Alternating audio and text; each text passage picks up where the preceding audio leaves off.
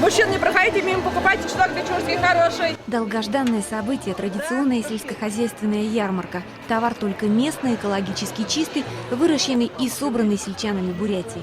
Хорошая, богатая ярмарка. Все можно купить. Все свежее, свое, домашнее.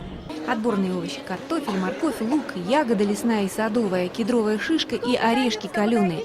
Достойным выбором может похвастаться каждое представленное на ярмарке потребительское общество. Для районных потребительских обществ это очень удобно, потому что мы привозим картофель сюда и в розницу продаем, и с машин мы продаем мешками. Вот мешок сейчас у нас стоит 400-450 рублей картофель. Бурятский совет потребительских обществ – организация с солидным стажем работы. Свою жизнеспособность доказала и в сложные перестроечные годы, и в моменты кризиса. Сегодня торговый оборот Буркопсоюза превысил 1,5 миллиарда рублей. Но и это не предел. На территории центрального рынка у нас представлено 34 участника, которые заявили желание.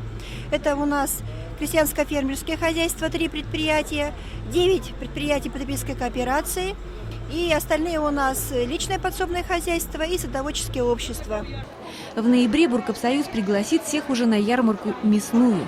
А овощная продолжит работу еще завтра, поэтому поспешите запастись припасами на зиму. Выбор отличный, качество гарантированное, цены умеренные. Татьяна Мигоцкая, Баир Жигнитов, Родиони Гамбоев, Вести, Бурятия.